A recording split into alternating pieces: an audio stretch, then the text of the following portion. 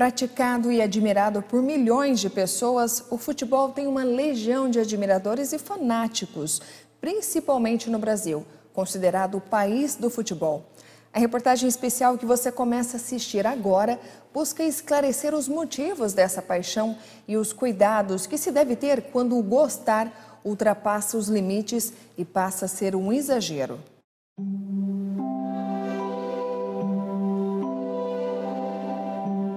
A paixão, aquele sentimento intenso carregado de interesse e de admiração. A palavra paixão geralmente é aplicada num contexto de romance. Existe aquele amor de infância, por exemplo, que de tão forte deixa a gente quase que sonhando acordado.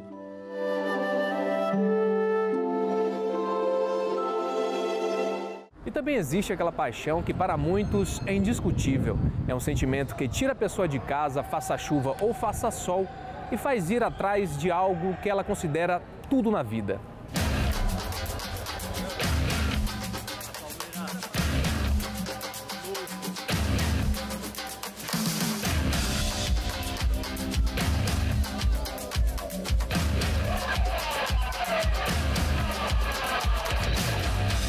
A paixão pelo futebol é um dos sentimentos que o brasileiro tira de letra.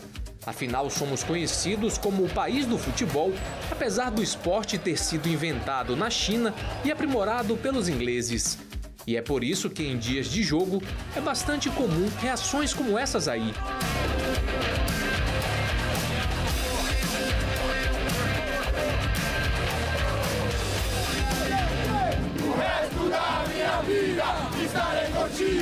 Milhares de torcedores fanáticos lotam as ruas em torno do estádio e ficam na expectativa do início da partida. E a festa só dá uma pequena pausa quando o jogo começa de fato. A tensão fica evidente no olhar de cada um.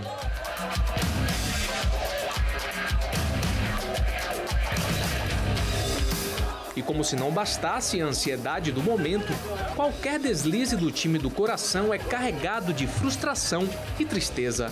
E se o time perde a partida, até o humor e a disposição mudam.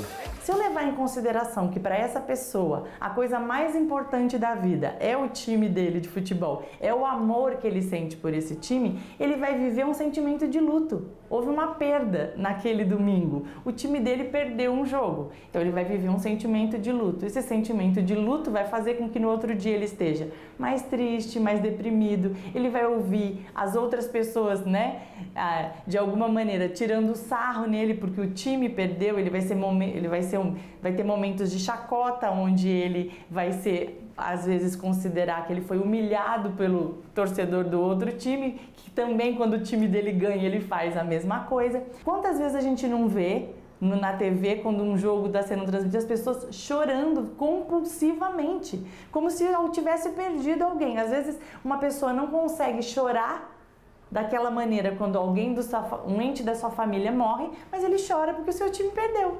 E esses sentimentos são consequências de uma avalanche de reações químicas que acontecem lá no cérebro. O time ganha, aumenta muito o nível de dopamina, por exemplo, Então a pessoa vibra, sente um bem-estar, Aí já vem acompanhado de emoções, o coração acelera, a respiração fica mais rápida, aquela vibração toda, E o contrário também acontece, Então, quando o time perde, diminui o nível dessas substâncias, aumenta os outros e a pessoa começa a sentir uma certa sensação de depressão, desânimo. Então, tem todo esse balanço, esse equilíbrio entre o aumento e redução dessas substâncias. Ficar triste e até mesmo chorar por ver o time perder uma partida é uma reação, digamos, menos pior, se comparada com uma atitude mais violenta. E esse tipo de comportamento se tornou algo tão preocupante que fez com que as autoridades desportivas adotassem em 2016 a regra da torcida única em dias de jogos considerados de muita rivalidade. Quando você vira fanático por alguma coisa, você fica num limiar emocional e patológico muito maior. Eu não entendo que tem pessoas que vão lá para brigar. Mas você já está numa situação de comoção, você já está num nível de influência social muito maior, né? Num estádio, com gente cantando a mesma coisa, o mesmo hino, né? Você se sente parte daquele todo, né?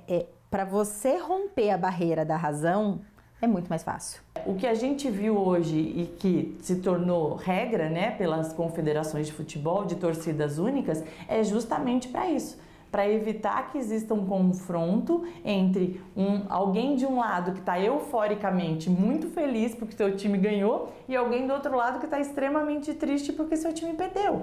E esse confronto vai fazer com que essas pessoas, né, cheguem aos extremos, como a gente já viu, mortes em estádios, morte nas ruas, mortes em encontros de torcidas em metrôs e tudo mais que a gente sempre acaba vendo por aí, infelizmente.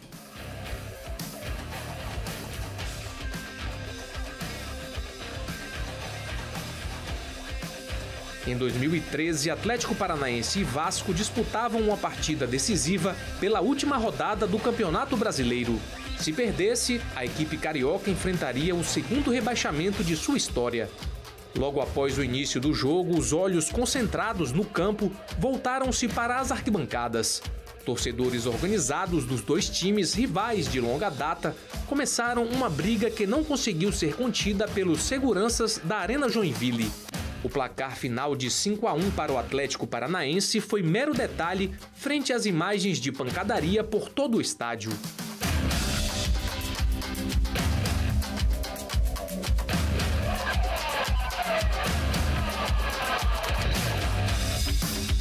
Mas o que será que se passa na cabeça de torcedores que têm esse comportamento agressivo?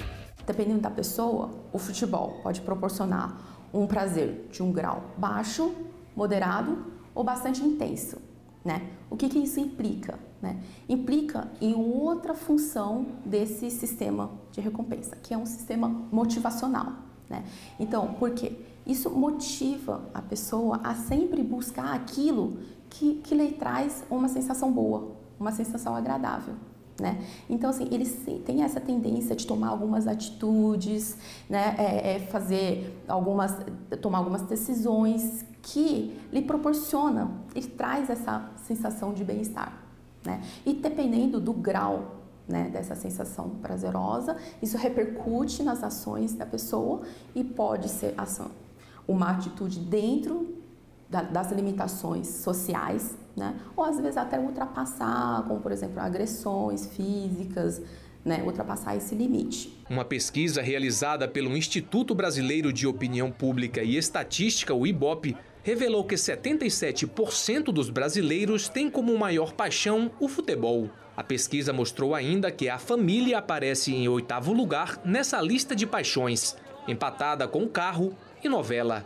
Os últimos colocados no ranking das paixões nacionais são o dinheiro, o trabalho, a música e a igreja, com 1% cada uma. A gente tem um hobby, a gente tem uma paixão, né? Futebol, um esporte mesmo, ela não é prejudicial, né? Até qual ponto? O ponto que você começa a colocar aquilo, né, em prioridade. Então, eu vou deixar de ir no aniversário de um filho, porque tem jogo, né? Eu vou deixar, né, vou me endividar, porque eu preciso comprar o ingresso de um jogo. Né? Você começa a perceber alguns referenciais de descontrole, né, quando, né, tem esse tipo de comportamento. Então, poxa, a pessoa perdeu o emprego porque ela tem um campeonato, né, no Japão. Então, até que ponto, né, assim, a estabilidade financeira e profissional dela, ela vem depois de um campeonato de futebol? Aí você começa a perceber que tem alguma coisa que não está equilibrado. A gente considera isso a partir do momento que o ser humano passa a não fazer coisas que são relacionadas para a vida dele, ele não assume papéis que deveriam ser dele, então ele abre mão de coisas, de papéis que ele desempenha no seu dia a dia, por exemplo, o papel de pai, o papel de trabalhador, o papel de namorado, o papel de amigo, o papel de filho, e coloca como prioridade o papel de ser torcedor de um determinado time. E a vida dele passa a funcionar dessa forma.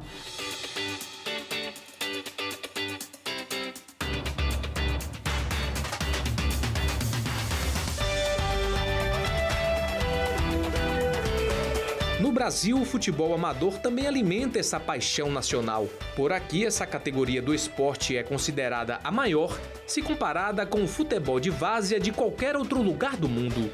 Basta ir em algum bairro próximo à sua casa, dia de domingo, que você vai ver muita gente suando a camisa, correndo atrás de uma bola. De acordo com o mais recente suplemento da Pesquisa Nacional por Amostra de Domicílios, o PNAD, o futebol é a principal modalidade esportiva praticada no país.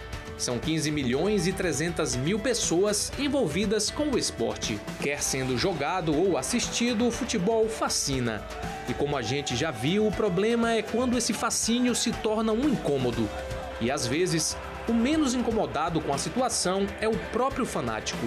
Ninguém vai me procurar por causa de futebol, né? Então, olha, eu tô vindo aqui porque eu acho que eu torço muito pro Corinthians, né? Vai acontecer algum problema na vida dessa pessoa que ela vai precisar se olhar, né? Seja uma crise de pânico, seja uma depressão, seja um fim de relacionamento. E a gente vai olhar para isso e vai entender qual o sentido desse fanatismo na vida da pessoa, né? Então, acho que dificilmente alguém vai entender isso como alguma coisa ruim. É que nem estudar muito. Ninguém me procura porque está estudando muito. A pessoa me procura porque ela, né, não passou na prova, porque ela perdeu o relacionamento ou porque ela está tendo crise de ansiedade.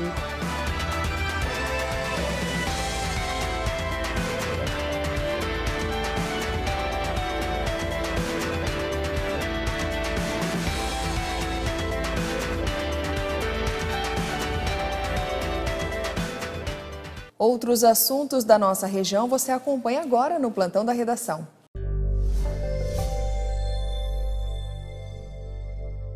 Centenas de fiéis se reuniram ontem no feriado para a Caminhada da Vitória com Jesus em Jacareí.